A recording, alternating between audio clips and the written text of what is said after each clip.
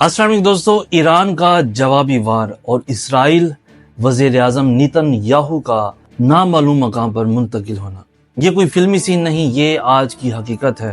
جی ہاں، ایران نے جوابی رد عمل کا آغاز کر دیا ہے، اور یہ وہ لمحہ ہے جہاں طاقت، سیاست اور بقا ایک دوسرے کے سامنے کھڑے ہو چکے ہیں۔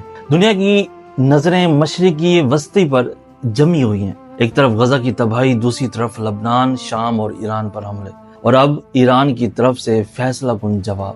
ذرائع کے مطابق جیسے ہی ایران کی جوابی کارروائی کے آثار ظاہر ہوئے، اسرائیلی وزیر اعظم نیتن یاہو کو سیکیورٹی خدشات کے پیش نظر ایک نامعلوم محفوظ مقام پر منتقل کر دیا گیا ہے۔ دوستو، یہ معمولی بات نہیں ہے، یہ اس بات کا واضح اشارہ ہے کہ خود کو ناقابل شکست سمجھنے والے بھی اب خوف کے سائے میں چھپ رہے ہیں۔ ایران نے ابھی اپنے تمام پتے نہیں کھولے، لیکن اس کے اقدام نے دنیا کو بتا دیا کہ ظلم کا جواب صرف خاموشی نہیں ہوتا، یہ صرف جنگ کی بات نہیں ہے، یہ انصاف، خودداری اور عزت نفس کی جنگ ہے۔ یہ ان شہید بچوں، روتی ماؤں اور ٹوٹے گھروں کی آواز ہے جن پر مہینوں سے بم برسائے جا رہے ہیں۔ جب ظالم یہ سمجھنے لگے کہ دنیا خاموش ہے تو مظلوم کو اپنی آواز خود بلند کرنا ہی پڑتی ہے۔ آج ایران نے وہی کیا ہے۔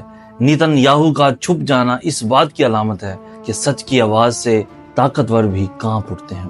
دوستو، یہ وقت صرف تماشائی بننے کا نہیں، یہ وقت بیداری کا ہے۔ ہمیں ہر اس آواز کا ساتھ دینا ہے جو ظلم کے خلاف ہے، چاہے وہ کہیں سے بھی اٹھے۔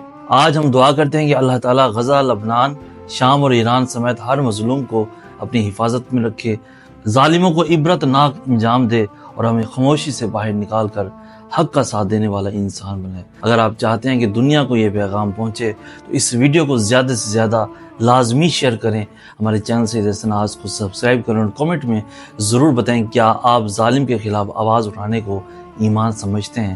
اللہ ہمیں حق کے ساتھ کھڑے ہونے کی توفیق دے، آمین یا رب العالمین۔